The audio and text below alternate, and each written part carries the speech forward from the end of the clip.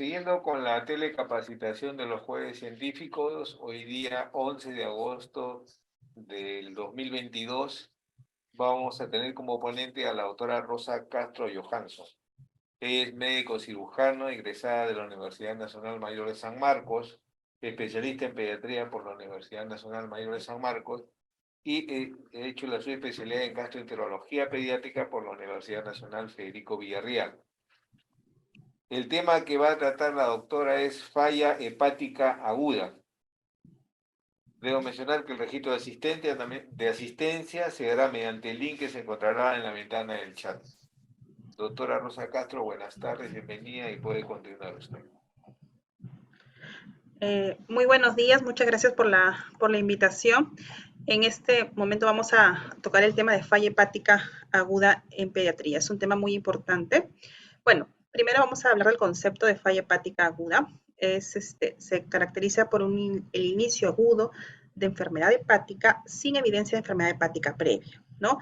Tenemos una injuria hepática severa con una evidencia bioquímica de ello y con una coagulopatía irreversible, ¿no? Entonces, es un desorden multisistémico en el que hay compromiso severo de la función hepática, con o sin encefalopatía, y que ocurre en asociación con necrosis hepatocelular, con falla en las funciones de síntesis del hígado, en un paciente sin una enfermedad hepática crónica de base, ¿no? Esto es muy importante. ¿Cuáles son los criterios? ¿No? Primero, como ya hemos mencionado, no evidencia de enfermedad hepática crónica de base, evidencia bioquímica de una injuria hepática aguda importante, y tercero, una coagulopatía hepática. Ojo que esta coagulopatía debe ser no corregible con vitamina K, ¿no? Entonces, para ver los valores, para llamarse una falla hepática, tenemos que ver si el paciente tiene encefalopatía o no tiene encefalopatía. Si tiene encefalopatía, se considera una falla hepática con un INR más de 1.5 y sin encefalopatía, un INR más de 2. Ojo, no corregible con vitamina K. Entonces, ¿por qué es importante la falla hepática aguda? Porque los pacientes tienen un gran porcentaje de fallecimiento. ¿Y de qué mueren los pacientes? ¿No? Primero, por un edema cerebral, una disminución de la presión de perfusión cerebral, puede haber un enclavamiento y también pueden fallecer mayormente por infecciones, por una falla multiorgánica, etcétera, ¿no? Vamos a hacer una pequeña revisión de las causas más frecuentes de falla hepática aguda, ¿no? Por grupo etario. Por ejemplo, en los pequeñitos, en los neonatos, hay que buscar causas infecciosas, generalmente virales, virus, ¿no? Causas metabólicas, galactosemia, tirosenemia, una perfusión anormal, causas inmunes, por ejemplo, una hemocromatosis en los niños ya infantes, causas infecciosas, generalmente virales, ya entran todo lo que es hepatitis, ¿no? El TORCH, también drogas, toxinas, el acetaminofén, valproato, isoniazidas, antiepilépticos, antituberculosos, causas metabólicas. Se puede buscar desde esa edad más o menos causas autoinmunes, entre otras, ¿no? En los niños más grandes, lo mismo, ¿no? Causas virales, enfermedad de Wilson, alteraciones de la perfusión, síndrome de Buchiari, etcétera, ¿no? Y siempre ver en el interrogatorio qué es lo que ha estado consumiendo, cómo ha estado, ¿no? Si tiene un antecedente importante o ha estado hospitalizado. Ese es un resumen de las cosas que se podrían pedir. Generalmente, infecciones virales por herpes, enterovirus, una IgM para hepatitis A es muy importante. Bueno, buscar todos los tipos de hepatitis, enfermedades metabólicas, ¿no? Ya es algo más, no tan frecuente, trastornos del ciclo de la urea o alteraciones del metabolismo, en una enfermedad de Wilson, por lo que se tiene que pedir, por ejemplo, ceruloplasmina, cobre en orina, ver si tiene el paciente galactosemia o tóxicos, exposiciones a fármacos. Si se sospecha una enfermedad autoinmune, hay que pedirle todo lo que son ANA, ANCA, etcétera, anticuerpos, ¿no? Marcadores, hay que pedirle también ferritina, un estudio de imágenes basal, una ecografía para ver cómo está el hígado. Y de acuerdo a la causa que origina la falla hepática, se establece el tratamiento. En realidad, la mayoría de las causas de falla hepática no se establece una etiología determinada, o sea, no se llega a encontrar por qué sucedió la falla hepática, ¿no? Pero si se llega a encontrar, por ejemplo, en la intoxicación por paracetamol, está indicado la N-acetilcisteína, en realidad es la única indicación para su uso, ¿no? No se debe administrar N-acetilcisteína en todos los casos de falla hepática aguda, ¿no? Ver si consumió algún tóxico, algún hongo silvestre, alguna de esas cosas, ver si tiene enfermedad de Wilson y de acuerdo a eso se establecerá el tratamiento, si tiene tirosinemia, galactosemia, una causa infecciosa, por ejemplo, hepatitis B, se le da tratamiento, si tiene herpes virus, se le puede dar tratamiento con aciclovir, un antiviral, hepatitis autoinmune, se le da corticoides, metilprednisolona, entre otros. No, acá un poquito más, de acuerdo al la etiología, según grupo etario, ¿no? Buscar las cosas en pacientes pequeños, las cosas infecciosas, generalmente virales, las metabólicas. Los mayores ya hay que hablar, buscar todo lo que son las hepatitis, A, B, Epstein-Barr, citomegalovirus, parvovirus B19, causas autoinmunes, por drogas, metabólicas, etcétera. Hablando un poquito de la fisiopatología de lo que es la falla hepática aguda, ¿no? El hígado es un órgano bastante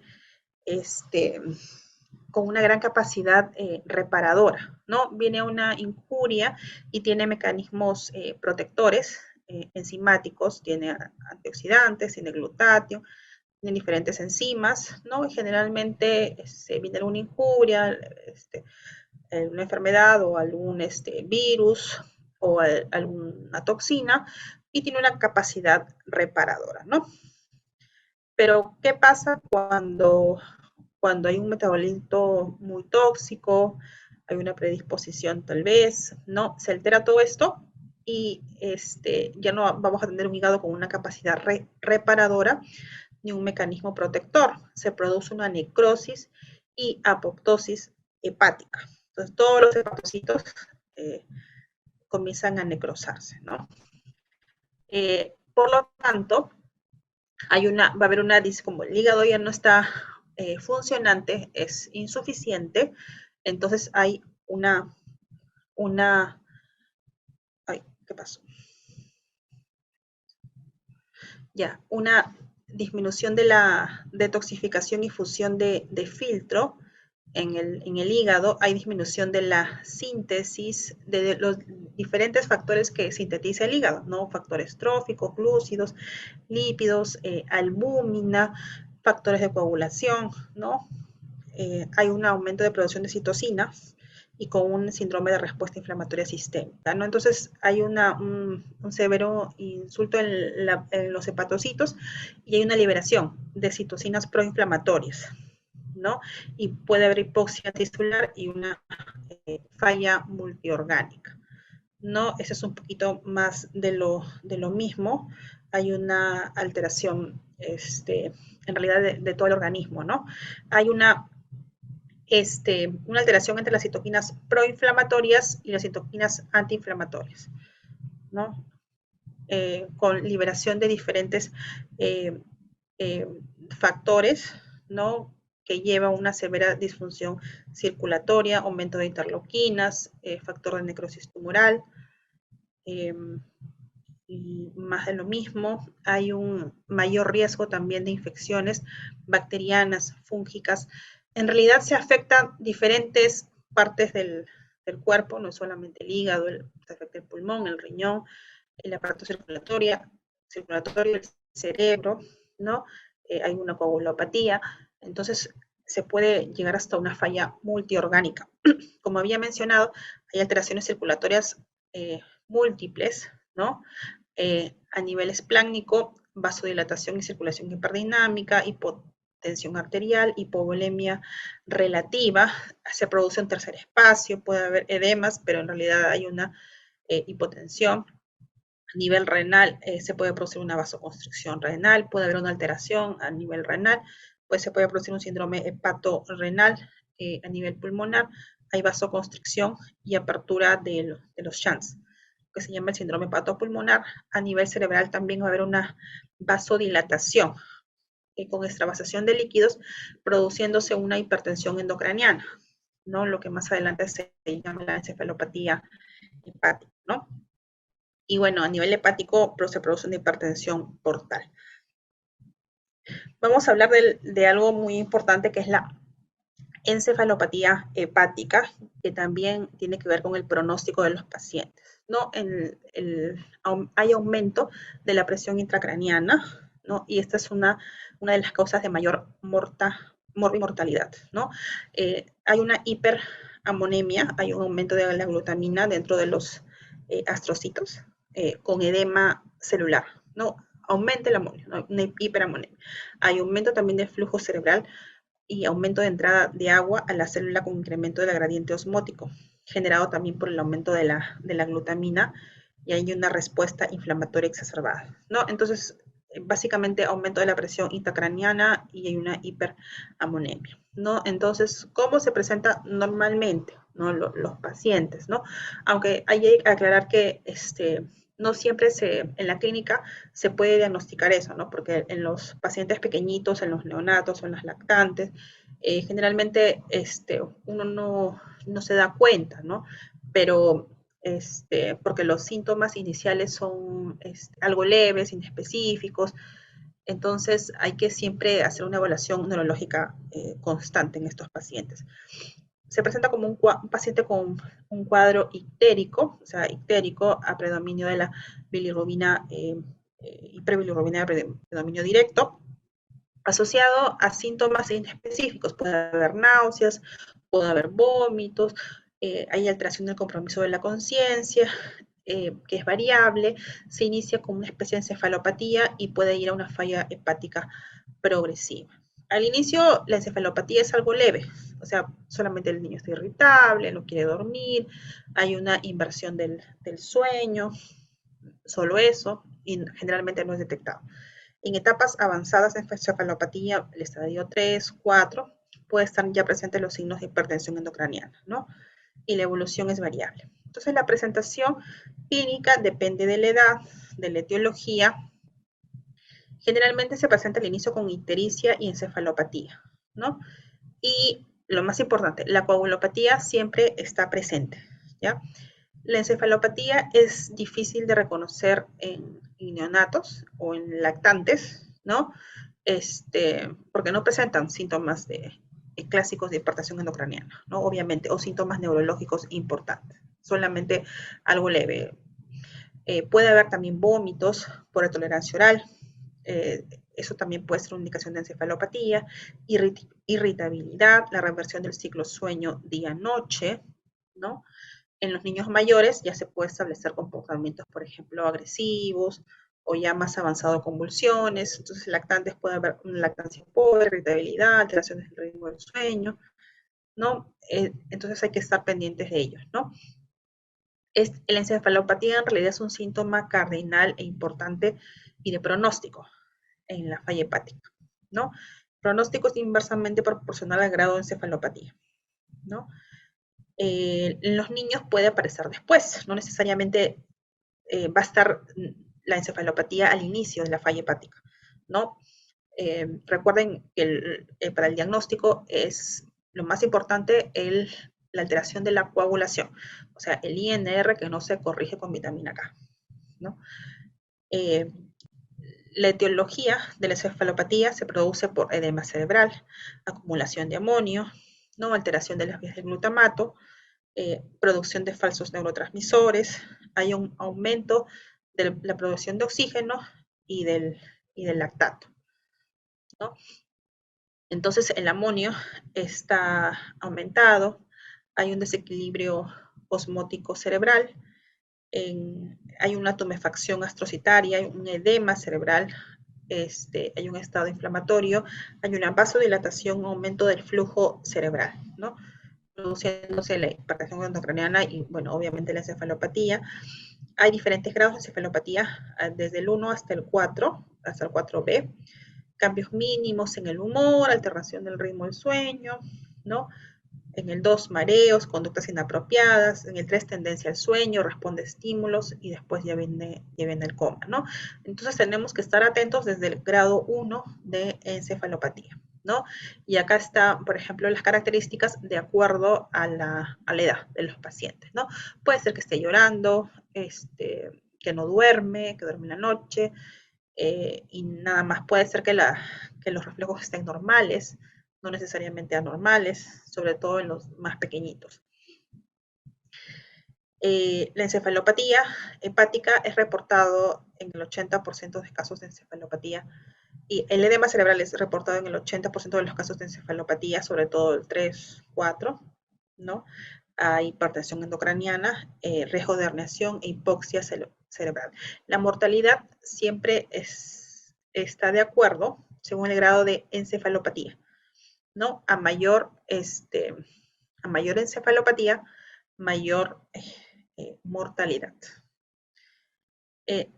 Con respecto a lo que es la disfunción renal, puede haber afectación renal, puede haber oliguria, vasoconstricción renal, retención de agua, sodio, puede haber una zoemia prerenal, hasta necrosis tubular renal y toxicidad renal directa también podría haber, ¿no? Hay que hacer seguimiento de la función renal. Las infecciones, siempre hay que cultivar un paciente con falla hepática aguda, ¿no? Tienen mayor riesgo de infecciones los pacientes por alteración de todo lo que está aquí, alteración de la función fagocitaria, alteración de los macrófagos, alteración de la síntesis de complemento, también porque van a estar en un lugar donde se deben hacer procedimientos invasivos, generalmente en una UCI, ¿no? Hay translocación bacteriana, ¿no? Las infecciones bacterianas representan el 80% de los casos y las fúngicas también, ¿no? Acá tenemos un estudio de infecciones, en realidad es bastante frecuente y siempre hay que cultivarlo. Con respecto a alteraciones en el estado nutricional en pacientes con falla hepática, hay una disminución de los depósitos de glucógeno, ¿no? En el nivel hepático, porque el hígado está fallando, y una disminución de la neoglucogénesis, ¿no? Hay una reducción de la masa grasa y muscular por uso de grasas y proteínas como fuente alternativa de energía, ¿no? Entonces, lo recomendable es, si se puede seguir alimentando y dando nutrición a los pacientes, es mucho mejor, es más fisiológico. También hay que vigilar los electrolitos. Puede haber hipoglicemia por la disminución de la neoglucogénesis en los depósitos de glucógeno, hipoglicemia es muy importante, hipofosfatemia, hipomagnesemia.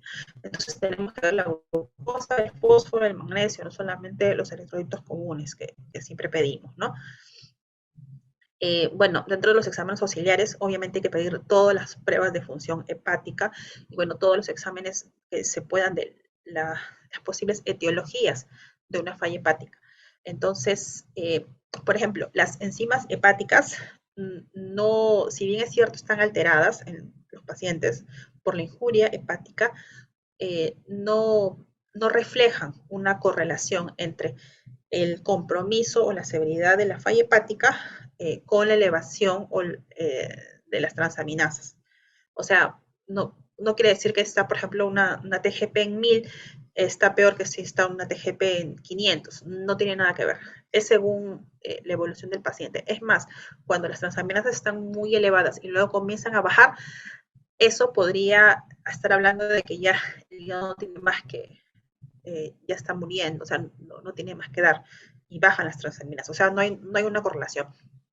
Lo que sí hay más o menos una correlación es en la bilirrubina, que está aumentada a predominio directo.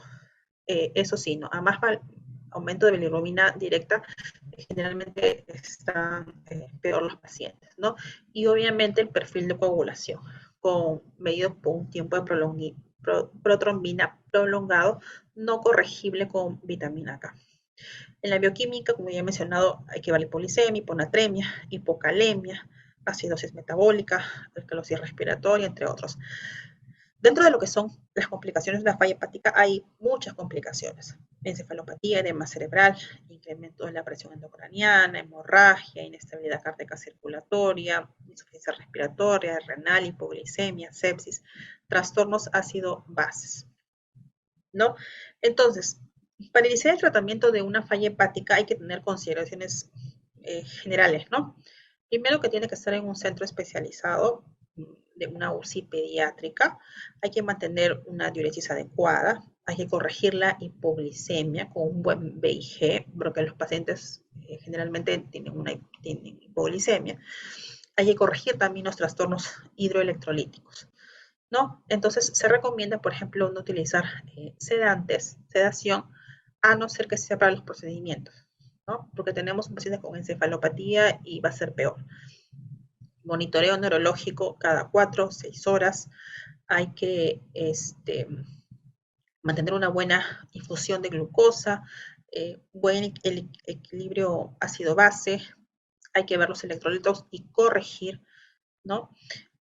Más o menos hay que dar de fluidos en 75-85%. Eh, solamente en ciertos casos se transfunde, ahora vamos a hablar de eso también, se le da vitamina K, protector gástrico, puede ser ranitidina, omeprazol, lactulosa y bueno, y la nutrición, ¿no? Vamos a hablar un poquito de la revisión de insuficiencia hepática aguda de la Sociedad Latinoamericana de Gastroenterología y de cuidados intensivos pediátricos. Entonces, tenemos un paciente donde se tiene que, con una falla hepática aguda, se tiene que pedir todos, generalmente todo lo que está aquí, la función hepática, todo el perfil de coagulación, si se puede o si hay disponibilidad de factores de coagulación, eh, función renal, electrolitos, calcio, fósforo, magnesio, un AGA, amonio. Hay que pedir estudios de hepatitis viral, tanto todos los TORCH, eh, eh, hepatitis A, B, C, E, ¿no? Epstein-Barr, enterovirus, adenovirus, ¿no? Herpes, parvovirus, ¿no? Hay que también, bueno, de paso, amonio, bueno, si se puede lactato, piruvato, para ver si hay alguna alteración metabólica, entre otros, ¿no? Y bueno, si se establece la etiología de la falla hepática y tiene tratamiento, bueno, se le da tratamiento. Por ejemplo, intoxicación con acetaminofén y N-acetilcisteína. Infección por hepatitis B que desencadena falla hepática, antivirales. Hepatitis autoinmunes, metilprednisolona. Enfermedad de Wilson, quelantes, ¿no? Del cobre. Y así, ¿no? Galactosemia, fórmula libre en lactosa. Entonces, pero en la mayoría de los casos, como ya les había mencionado, no se encuentra una causa establecida. Con respecto a la nutrición y el aporte de glucosa, tenemos un paciente catabólico. O sea, idealmente no podemos dejarlo en NPO, ¿no? Idealmente, ¿no? A no ser que haya hilio u otra cosa. La alimentación oral o por sonda nasogástrica o nasoduodenal es generalmente bien tolerada y debe empezar lo más temprano posible. La vía enteral de alimentación es preferible porque es más fisiológica y está asociada a menor riesgo de infecciones sistémicas severas, o sea, translocación, por ejemplo, bacteriana. Ahora, algo importante también es que si no hay signos de encefalopatía hepática evidentes, no se aconseja la restricción proteica y se prefiere indicar proteína de origen vegetal. Dentro de las recomendaciones nutricionales se recomienda dar 150% de las calorías recomendadas, 120, 150 aproximadamente. Dentro de las grasas, si se puede, si se tiene en la mano, 50% como triglicéridos de cadena media. Las proteínas se puede dar sin restricción, de acuerdo a la edad, si es que no tienen una encefalopatía establecida o inicios de encefalopatía. En caso de una encefalopatía grado 1, grado 2 leve, se puede restringir a 1 a 2 gramos kilo día. Si es una encefalopatía importante, grado 3, grado 4, 0.5 hasta 1 gramos kilo día, ¿no? Bueno, dentro de lo que es el tratamiento médico, es aconsejable la administración de glucosa con un BIG adecuado, 4, 6, inclusive puede ser mucho más. Medidas para disminución de amonio. Puede ser una descontaminación intestinal con rifaximina, antibiótico oral sistémico no absorbible. Bueno, y si no tenemos rifaximina, puede ser con metronidazol bioral. También hay que administrarle lactulosa, asegurando la realización de 2 deposiciones o 3 deposiciones al día, ¿no? La monitorización en los pacientes es muy importante. Se debe controlar los signos vitales, saturación de oxígeno en forma continua, gases arteriales, electrolitos todos, sodio, potasio, cloro, magnesio, fósforo, calcio iónico, todos los electrolitos. La glicemia también es importante, ¿no? Hasta que el paciente se estabilice o se decida realizar un trasplante. Eh, Hay que cultivar cultivos de vigilancia por todos lados, ¿no? Sangre, orina, pulmón, catéter. Instalar una línea venosa central es lo ideal, ¿no? La observación neurológica, como ya he mencionado, es importante. La detección precoz de injuria neurológica en niños con falla hepática puede permitir intervenciones que eviten la progresión del daño neurológico y mejoren la evolución. A veces solamente se evidencia una alteración en un electroencefalograma, ¿no? Al ingreso. Entonces, también más alteración en el electroencefalograma, más probabilidad puede requerir que el paciente requiera un trasplante o fallecer, ¿no? Entonces, se debe administrar fósforo, magnesio, potasio, según requerimiento. Más o menos es fundamental vigilar el volumen que se administra, entre el 85 al 90% de sus requerimientos basales aproximadamente. Hay que cuidar que no tenga un edema pulmonar, no ver encima de los pulmones. Con respecto a la coagulopatía, hay una falla hepática y una disfunción plaquetaria, hipofibrinogenemia y déficit de vitamina K. No se recomienda la corrección de rutina de una coagulopatía. Entonces, por ejemplo, no se recomienda transfusiones de plasma fresco congelado. Solamente podría darse el caso en pacientes con sangrado significativo, previo a la realización de procedimientos, ¿no? Etcétera, pero no se recomienda las transfusiones a todos los pacientes, ¿no? Con respecto a la transfusión de plaquetas, podríamos transfundir con un recuento de entre 10.000, 20.000, si hay hemorragia, sobre todo antes del procedimiento, si hay hemorragia con un recuento de menos de 50.000, ¿no? Un recuento entre 50.000 y 70.000 se considera seguro para realizar procedimientos invasivos. No hay que estar transfundiendo a los pacientes ni corrigiendo la coagulopatía. Solamente cuando se evidencia sangrado antes de un procedimiento, solamente en esos casos. No, la N-acetilcisteína tiene sus indicaciones, solamente intoxicación por acetaminofén. No, en algunos centros se ha estudiado la hipotermia, que podría mejorar la hipertensión endocraniana. Entonces, con respecto al transporte de un paciente con falla hepática, un niño con falla hepática se debe trasladar de modo seguro y oportuno a una unidad de cuidados intensivos pediátricos en un centro trasplantador que tenga la posibilidad de hacer un trasplante hepático. Si el niño presenta encefalopatía hepática grado 3 o 4, debe ser intubado para tener una vía aérea segura previo al traslado. El acceso vascular debe ser también garantizado.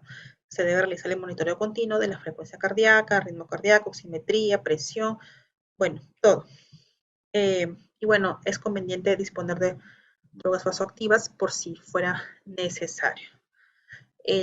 No sedantes, no se seda, solamente si el paciente está en ventilación mecánica. Si la sedación es obligatoria, se podría administrar propofol, en los casos que tuvieran una insuficiencia renal o algo establecido, se podría pensar en una hemodiálisis o hemofiltración, ¿no? Hay que mantener la perfusión y oxigenación tisular, mantener el PVC con cristaloides, ¿no? Eh, sí, hay que usar inotrópicos, se usa, evitar sobrecarga de fluidos, ver el pulmón si hay edema cerebral, monitoreo de la presión venosa central también sería importante. Con respecto a un paciente con encefalopatía hepática con evidencia de hipertensión endocraniana, las medidas que se adoptan son elevación de la cabecera 20 a 30 grados, minimizar estímulos, succión, dolor, tratar la fiebre, hipertensión arterial, evitar la sobrecarga de fluidos, corregir hipercapnia, hipoxemia. Se puede usar agentes osmóticos, se utiliza más que todo, por ejemplo, la solución salina hipertónica, ¿no? Mayor del 3%. El objetivo es tener un sodio entre 145 y 150, ¿no? También se puede usar el manitol, pero en realidad la solución salina hipertónica ha ido bastante bien, ¿no? La hiperamonemia juega un rol fundamental en la encefalopatía. Cuando los niveles son mayores de 200, es un fuerte predictor de hipertensión endocraniana. Entonces, estas son las medidas que ya habíamos mencionado, la posición de la cabecera, solución salina hipertónica, se puede utilizar también manitol. ¿No? El tratamiento es específico a la etiología de la falla hepática, si es que se encontró la falla hepática. No quiere decir que todos los pacientes van a tener una causa específica, porque en gran porcentaje de los casos no tiene una etiología, y no porque no tenga una etiología no se le da tratamiento, o no porque no tiene una etiología no va a ir al trasplante. Simplemente que si se descubre por qué fue la falla hepática y tiene un tratamiento, se le da el tratamiento correspondiente, ¿no? Por ejemplo, si hay una infección viral, se le da ciclovir o ganciclovir o paracetamol en cisteína. Si es una hepatitis autoinmune, tratamiento inmunosupresor, etcétera, ¿no? Entonces, el tiempo de protrombina medido por su INR es el mejor predictor de sobrevida. O sea, a más TP, eh, más, más severo es el cuadro, ¿no? Bueno, ese es un algoritmo que es más o menos lo que estábamos conversando, de acuerdo a lo si tiene encefalopatía o no tiene encefalopatía. Entonces, el manejo, bueno, tiene que ir a una unidad de cuidados intensivos, ¿no? Instalar accesos venosos arteriales, bueno, sonda nasogástrica, hay que alimentarlo, asistencia ventilatoria, dependiendo, corrección de la coagulopatía, solamente en ciertos casos, en caso de sangrado o someter al paciente a procedimientos invasivos. O sea, no hay que alterarnos porque el INR está en 3 o está en 4, ¿no? No se transfunde en forma horaria, sino solamente tiene sus indicaciones. Se le tiene que dar vitamina K, ¿no? La reposición de líquidos, electrolitos, como hemos mencionado, mantener un buen VIG y bueno, corrección de todo, corrección hidroelectrolítica, control de la hemorragia, hay que dar un protector gástrico, pan cultivar, tratamiento de infecciones, ¿no? No dar neurodepresores, ¿no? Vigilancia de infecciones, medidas para bajar el amonio, descontaminantes intestinales, la rifaximin, o bueno, en nuestro caso el metronidazol, ¿no? Dar también lactulosa, bueno, eso es más de lo mismo, el tratamiento específico según la causa. En caso de que tenga el paciente encefalopatía grado 3, ya debe estar intubado. A pesar que el paciente esté despierto y todo, tenemos que asegurar la vía aérea. Cuando hay una disfunción respiratoria asociada a sepsis, etcétera, ¿no? Todo lo que hemos mencionado para la encefalopatía, estimulación mínima, intubación, a partir de la encefalopatía grado 3, posición a 30 grados, ¿no? Tratar la fiebre, lactulosa, neomicina, etcétera, ¿no? Tratar las crisis, a veces convulsionan, o fenitoína. si se puede, si se tiene el alcance, monitoreo de la presión intracraniana, del edema cerebral, hipertensión intracraniana también, ¿no? La coagulopatía, uso de vitamina K, transfundir plaquetas si es menos de 10.000, ¿no? O sangrado con cifras de plaquetas menos de 50.000. Y no transfundir si las plaquetas están más de 50.000. Plasma fresco solo en casos de procedimientos invasivos o sangrado, ¿no? No está indicado corregir el TP o el INR con plasma en ausencia de sangrado. Ojo. A veces cuando ya el INR es mayor de 7, bueno, se transfunde, ¿no? Evitar benzodiazepinas, a veces se utiliza propofol, y bueno, está indicado los inhibidores de la bomba de protones, o ranitidina, o el sucralfato, ¿no? Etc. Este es todo lo que es mientras un paciente tenga el tiempo protrombina más prolongado, más probable es que entre a un programa de trasplante hepático, ¿no? Otro factor es el aumento de la bilirrubina, sobre todo a predominio directo, y que el paciente sea menor de 2 años. Se estableció como una calculadora que es el PEL, que señala la prioridad para recibir un trasplante hepático en menores de 2 años. Se toma en cuenta los siguientes criterios: la edad del paciente, la bilirrubina, la albúmina, que bueno, es una proteína que sintetiza el hígado, entonces la albúmina, el INR y el déficit de crecimiento. Pero en caso de falla hepática aguda, si bien es cierto, nos puede ayudar un poco a ver la evolución. En realidad el paciente, si requiere un trasplante, entra de frente como una urgencia cero. Quiere decir que va a la cabeza en la lista para poder recibir un trasplante. Es prioritario. Entonces, ¿cuáles son los criterios de alistamiento en un trasplante como urgencias? La falla hepática aguda, en la primera línea, ¿no? Y bueno, después sigue todo lo demás. Acá un poquito más, los puntajes altos del PELT al ingreso son buenos predictores de mortalidad y necesidad de un trasplante, ¿no? Entonces, un paciente con el PELT más alto, más probabilidad de que se trasplante. Hay que ver también la valoración y preparación para el trasplante. Los candidatos a trasplante deben ser referidos precozmente para una valoración y definir la necesidad del trasplante, el tratamiento, el monitoreo, ¿no? Identificar condiciones clínicas que requieran terapia médica. Los objetivos de la evaluación es confirmar el diagnóstico, determinar la gravedad, considerar eventualmente una terapia alternativa y reconocer eventualmente alguna contraindicación para el trasplante. No es importante en un programa de preparación para el trasplante ver todo, ¿no?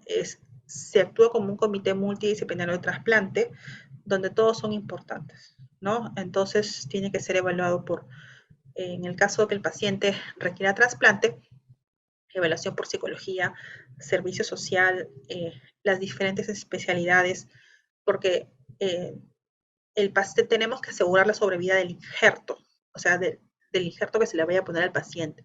Entonces tiene que tener las condiciones, algunas condiciones mínimas necesarias para que esto suceda. O sea, por lo menos tiene que tener servicios como que básicos de agua, desagüe, por lo menos un ambiente, tiene que, cosas mínimas necesarias, por ejemplo, socialmente, ¿no? Tenemos que ver también si tiene un posible donante, el padre, la madre. Entonces se tiene que evaluar todo ello, y por eso es que es muy importante las evaluaciones por psicología. Tienen un apoyo para recibir la medicación en el post-trasplante o no, porque después del trasplante no es que se trasplanta y ya está todo bien y ya puede ir a su casa, no. Hay un tratamiento después del trasplante, hay que ver complicaciones en el post-trasplante, tienen que estar en evaluaciones constantes en el post-trasplante. Se puede complicar, se puede volver a hospitalizar, se tiene que dar al inicio bastante medicación, entonces tenemos que asegurar un contexto social y quién le va a dar la medicación, si son personas responsables, si van a poder tener sus controles, si no se van a ir a su casa y se van a enfermar de todo, porque cuando uno se trasplanta, se le da una buena dosis de inmunosupresión. Entonces son pacientes con más susceptibilidad a recibir infecciones de todo tipo, virales, bacterianas, diarreas, neumonías, todo. Además de las complicaciones propias de un trasplante, vasculares, infecciosas, de rechazo. Entonces, se tiene que monitorizar con controles de laboratorio, llevar tratamiento, tiene que estar en un ambiente adecuado. Entonces, todas esas cosas se evalúan en un comité de trasplante, ¿no? Entonces, por eso es que servicio social y psicología son muy importantes en este caso, ¿no?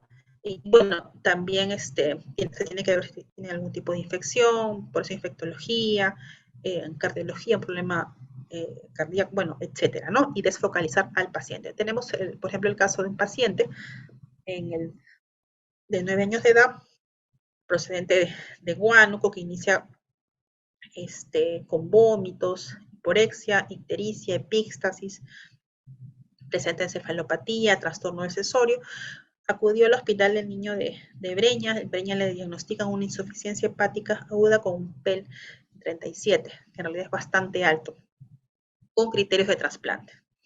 No recibió crioprecipitado de vitamina K por 3 días y es derivado a nuestro hospital, Instituto Nacional de Salud Niño San Borja, el 12 de enero del 2019. Como podemos ver acá, tenemos un perfil de coagulación alterado con un INR 3.24 no corregible con vitamina K, no transaminasas alrededor de 300, 400, bilirrubinas totales en 26, en la directa en 21, bueno, todo lo demás, todo lo que se pide, en realidad son diferentes exámenes virales. Salió un citomegalovirus elevado, ¿no? Positivo. Y bueno, se le catalogó como un paciente con necesidad de trasplante, un paciente con falla hepática aguda, sin etiología, con PEL 37, con necesidad de trasplante hepático y donante cadavérico o donante vivo, ¿no? Estaba el padre ahí, tenían el mismo grupo sanguíneo, entonces se evaluó al papá. En estos casos se busca el donante vivo porque está más a la mano, ¿no? Es más rápido, pero a la vez se ingresa al paciente en una lista de espera, ¿no? Para donante cadavérico. Se lo pone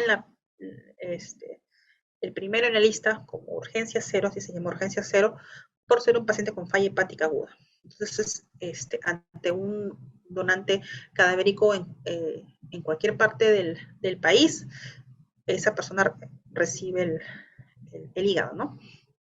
Entonces se enlistó en lista de espera para trasplante hepático como urgencia cero. Se evaluó servicio social, ¿no? Bueno, situación de pobreza, pero por lo menos estaba el deseo del apoyo de los familiares. Evaluación por cardio, neumo, otorrino, odonto para desfocalizar, infectología, oftalmología y anestesio, ¿no? Ingresó, después empeoró, control abdominal, náuseas, vómitos, irritabilidad, pasó de un PEL de 37 a 43 y de un INR de 3.25 a 4.75, con hipotensión, hipoglicemia, se le dio dextrosa, electrolitos, corrección de electrolitos, vitamina K, evitar plasma fresco, críos, precipitados, salvo signos de sangrado, se le dio tratamiento antibiótico, en ganciclovir por la carga viral alta de citomegalovirus, lactulosa como descontaminante, omeprazol y monitoreo con electroencefalograma, ¿no?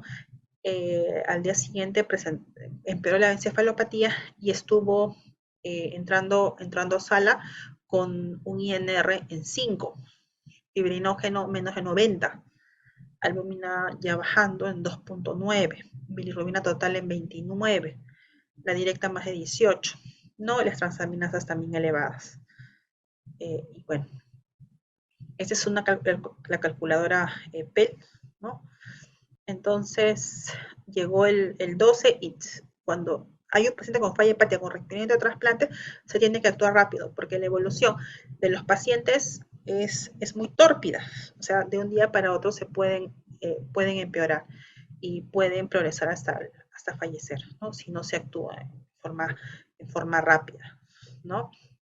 Se le realizó el trasplante hepático y pueden ver acá, no sé si pueden ver, las bilirrubinas que estaban en 29 bajaron después aproximadamente del trasplante, después del mes de trasplante a 1. Se normalizó todo y la 18 a 0.9, el TP con un INR en 5, después del trasplante se normalizó. Las transaminasas también se normalizaron, 21, 33. Entonces, esto es importante, ¿no? Es importante, primero, hacer el diagnóstico de falla hepática aguda, establecer el grado de encefalopatía del paciente, y es importante que este mensaje, todo paciente con falla hepática aguda debe ser debidamente derivado oportunamente a un centro de trasplante hepático, especialmente en caso de rápido ascenso del INR o evidencia de encefalopatía hepática. Eh, Muchas gracias. Eso sería todo. Creo que me pasé la hora.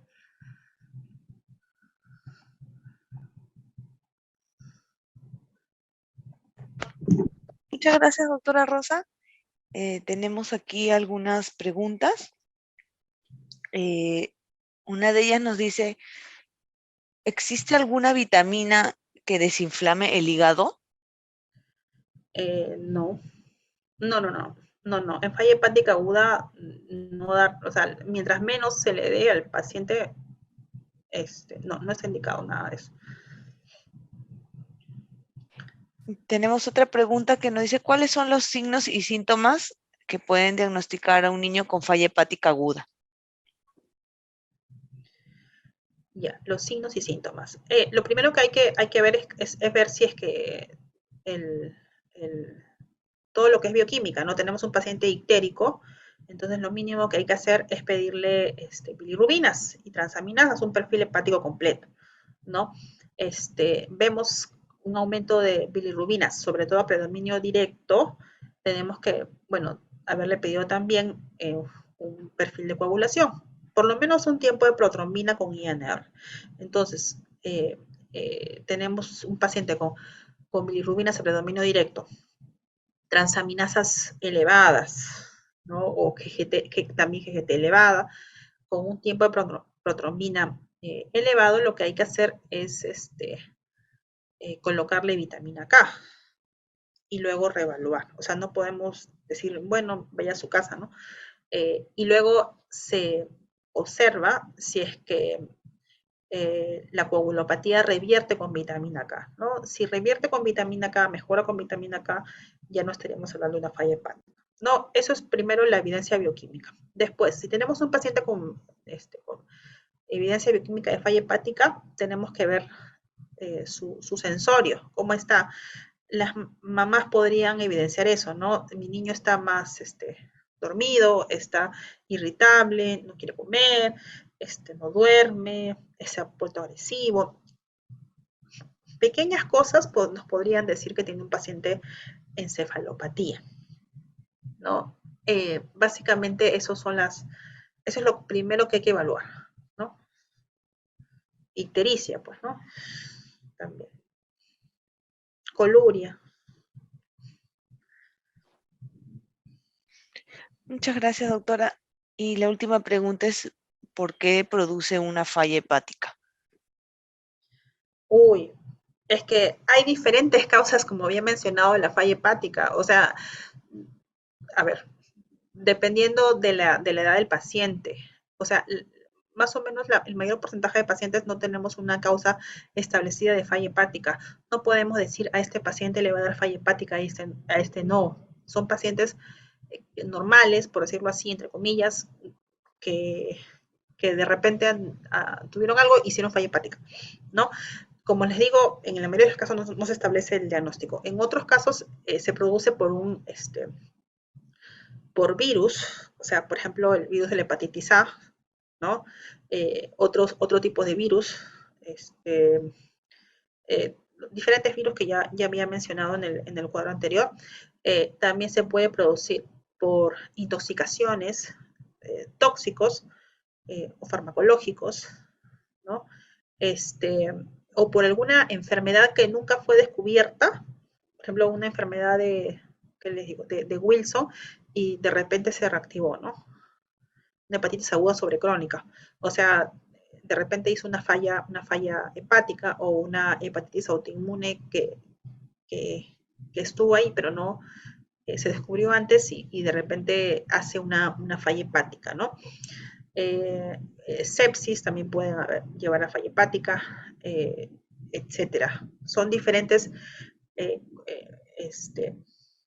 tóxicos, agresiones que se le da al hígado y el hígado entra entre falla hepática y produce isquemia y apoptosis de los hepatocitos, ¿no? Entonces ya el hígado ya se vuelve insuficiente para producir factores de coagulación, para producir, hacer la neoglucogénesis, para producir albúmina. Entonces, por eso es que todo eso baja, ¿no? Eso. Muchas gracias, doctora. Bueno, para finalizar, ¿qué recomendaciones nos podría brindar? Bueno, bueno, que hay que diagnosticar prontamente una falla hepática aguda. Es un paciente, para recalcar, previamente sano, ¿no? Que de repente tiene una alteración bioquímica importante. Entonces, todo paciente con una alteración, perfil hepático alterado, elevación de transaminasas, aumento de bilirrubinas a predominio directo, siempre hay que pedirle su tiempo de protrombina con INR. O sea, eso es lo más importante. Y si, para ver si tiene falla hepática o no, porque todo lo demás no establece el diagnóstico, pero el INR sí, la coagulopatía sí. Entonces, a ese paciente que tiene el INR prolongado, hay que darle su vitamina K para ver si este INR mejora, ¿no? O sea, mejora. Si mejora, ya, bueno, nos quedamos más tranquilos. Si no mejora, tenemos que hospitalizar al paciente y monitorizar, ¿no? Y ver todo lo que es si tiene alguna alteración neurológica, aunque sea mínima, necesaria. Pedirle todas las posibles, todo, electrolitos, glucosa, magnesio, fósforo, calcio, bueno, y todas las posibles etiologías de la falla hepática de acuerdo al nivel de complejidad donde estén. Y luego ya comienzan a la referencia a un centro que tenga una UCI pediátrica o que con un centro trasplantador, o sea, que se haga trasplantes hepáticos idealmente.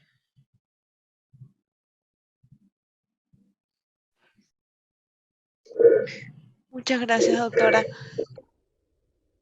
Bueno, agradecemos, doctora Rosa Castro, su gentil participación el día de hoy como ponente y además por compartir su experiencia profesional con todos nosotros. También agradecemos a los participantes y los esperamos el próximo jueves con otra telecapacitación de Jueves Científico.